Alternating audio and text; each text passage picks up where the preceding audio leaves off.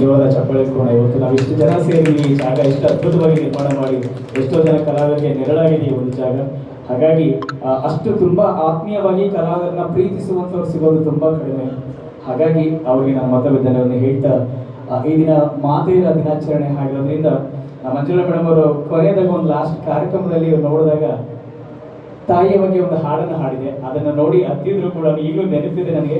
ಅದಕ್ಕಿಂತ ಮುಂಚೆ ಬಹುದೊಡ್ಡ ಅಭಿಮಾನಿ ಅವರಿಗೆ ನಾನು ನಲ್ಲಿ ಮೂಡೆ ಆಗಿರ್ಬೋದು ಇವೆಲ್ಲರೂ ನಮ್ಮ ಮಿಸಸ್ ಅವರು ಆಕ್ಚುಲಿ ಮಂಡ್ಯ ಕಡೆಯವರು. ಹಾಗಾಗಿ ಆ ಭಾಷೆ ಅಲ್ಲಿನ ಆ ಥರದ ಸಂಬಂಧಪಟ್ಟಂತಹ ಶಾರ್ಟ್ ಫಿಲ್ಮ್ ತುಂಬ ನೋಡ್ತಿರ್ತೀವಿ ಮೇಡಮ್. ಹಾಗಾಗಿ ನಿಮ್ಮ ಅಭಿನಯ ತುಂಬ ಚೆನ್ನಾಗಿದೆ. ಹಾಗಾಗಿ ಈ ಒಂದು ವಿಶೇಷವಾದ ದಿನದ್ದು ತಾಯಿಯ ಒಂದು ಗೀತೆಯನ್ನು ಪ್ರಸ್ತುತಪಡಿಸ್ತಾ ಇದ್ದೀನಿ. ಕಾವ್ಯ ಶ್ರೀನಿವಾಸ ಮೂರ್ತಿ ಅವರು ಬರೆದಂತಹ ಹಾಡು ಗೀತೆ.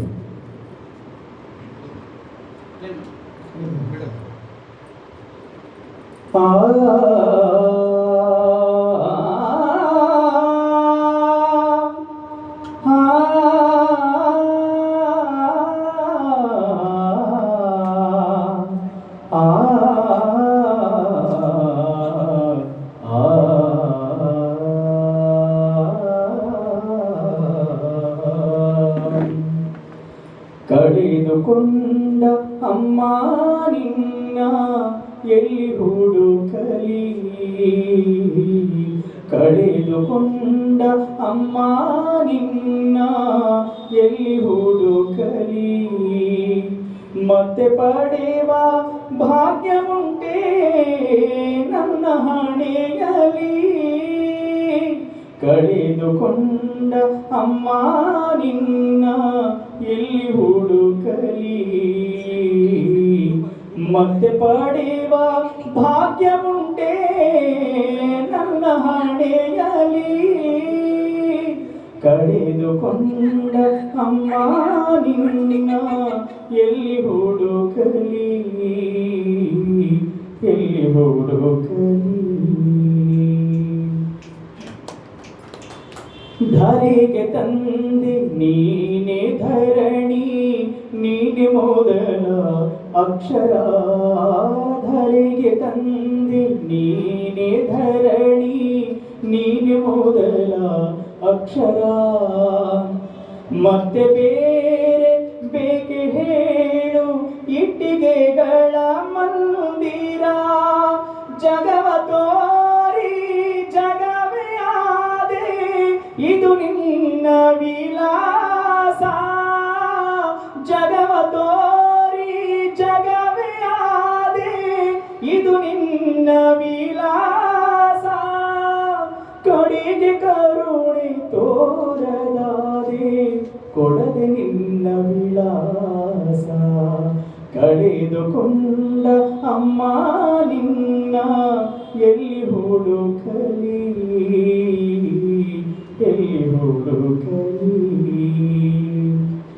ಪ್ರೀತಿ ಮಮತೆ ಕರುಣೆ ಮರುಕ ಕಂಡೆ ನಿನ್ನ ಕಣ್ಣಲಿ, ಪ್ರೀತಿ ಮಮತೆ ಕರುಣೆ ಮರುಕ ಕಂಡೆ ನಿನ್ನ ಕಣ್ಣಲಿ, ಅರ್ಥ ಹುಡುಕಿ ಕುಬ್ಜನಾದೆ ನಾವು ಬರೆದ ನಿಘಂಟಲಿ, ಅಮ್ಮ ನಿನಗೆ ಕವಿತೆ ಕೋಟಿ ಕವಿಗಳಾದರೆಲ್ಲ, ಅಮ್ಮ ನಿನಗೆ ಕವಿತೆ ಕೋಟಿ ಕವಿಗಳಾದರೆಲ್ಲ, ಕೋಟಿಯಲ್ಲಿ ಒಬ್ಬರೂ ಮಕ್ಕಳಾಗಲಿಲ್ಲ, ಕಳೆದುಕೊಂಡ ಅಮ್ಮ ನಿನ್ನ ಎಲ್ಲಿ ಹುಡುಕಲಿ, ಮತ್ತೆ ಪಡೆವ ಭಾಗ್ಯ ಉಂಟೆ ನನ್ನ ಹಣೆಯಲಿ, ಕಳೆದುಕೊಂಡ ಅಮ್ಮ ನಿನ್ನ ಎಲ್ಲಿ ಹುಡುಕಲಿ, ಮತ್ತೆ ಪಡೆವ ಭಾಗ್ಯ ಉಂಟೆ ನನ್ನ ಹಣೆಯಲಿ, ನನ್ನ ಹಣೆಯಲಿ, ನನ್ನ ಹಣೆಯಲಿ.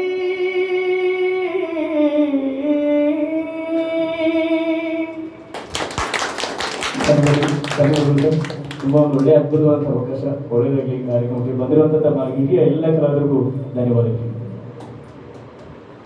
ನಿಜಕ್ಕೂ ಅರುಣ್ ಸರ್ ಹೇಳಿದ್ದು ಹಾಡಿಗೆ ನಮ್ಮ ತಾಯಿಯ ಒಂದು ನೆನಪು ನಿಜವಾಗ್ಲೂ ಪ್ರತಿಯೊಬ್ಬರಿಗೂ ಬರುತ್ತೆ. ಎಷ್ಟು ಚೆನ್ನಾಗಿ ಅದ್ಭುತವಾಗಿ ಆಡಿದ್ರೆ ತಾಯಿಯ ಒಂದು ಕಳ್ಕೊಂಡಿದ್ದೀರಾ ನಾವೆಲ್ಲಿ ಪಡೆಯೋದು ಮತ್ತೆ ಅಂತ ಆ ತಾಯಿಯ ಒಂದು ನೆನಪು ಆಡಿದ್ರಲ್ಲ, ಪ್ರತಿಯೊಬ್ಬರಿಗೂ ನಿಜವಾಗ್ಲೂ ತಾಯಿ ಅನ್ನೋದು ಒಂದು ದೊಡ್ಡ ಶಕ್ತಿ. ನಿಜವಾಗ್ಲೂ ಹೇಳ್ಬೇಕಂತಂದ್ರೆ ಆ ತಾಯಿಯನ್ನು ಕಳ್ಕೊಂಡಿರೋರಿಗೆ ಅದು ದುಃಖ ಗೊತ್ತಾಗ್ತದೆ ನಿಜವಾಗ್ಲೂ. ಇವತ್ತು ಏನಂತ ಹಸಿವಾದಾಗ ಹಸುವಿನ ಬೆಲೆ, ಮಗನ ಒಂದು ಕರುಳಿನ ಬೆಲೆ ತಾಯಿ ಗೊತ್ತಾಗೋದು.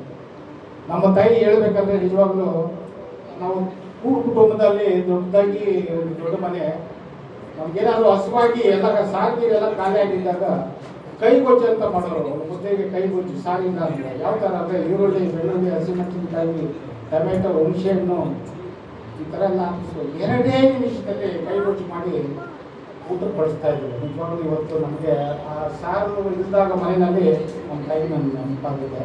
ಆ ಗೊಜ್ಜಿನ ನಾವು ಕಲ್ತಿದ್ದೀವಿ. ನಿಜವಾಗ್ಲೂ ಆಕಸ್ಮಿಕವಾಗಿ ಸಾರಿದಾಗ ಏನು ಮಾಡ್ಬೇಕಂತಂದ್ರೆ ಏನೋ ಒಂದು ಉಪ್ಪು ಮೆಣಸಿನಕಾಯಿ ಅಂತ ಹೇಳ್ತಾರೆ, ಅಲ್ಲಿ ಇಲ್ಲಿ ಆ ರೀತಿ ಹಾಕ್ಕೊಂಡು ಕಲಿಸ್ಕೊಂಡು ಊಟ ಮಾಡ್ಬೋದು. ಅನ್ನ ಒಂದು ವಿದ್ಯೆ ನಮ್ಮ ತಾಯಿ ಕಲಿಸ್ಕೊಂಡಿದ್ದಾರೆ. ನಿಜವಾಗ್ಲೂ ಅವ್ರನ್ನ ಯಾವತ್ತೂ ಮರೆಯೋಕ್ಕೆ ಆಗಲ್ಲ. ನಿಜವಾಗ್ಲೂ ಹೇಳ್ತೀನಿ, ಆ ತಾಯಿ ಶಕ್ತಿ ಎಷ್ಟು ಅಂತ ನೀವೆಲ್ಲ ಹೇಳಿದ್ರೆ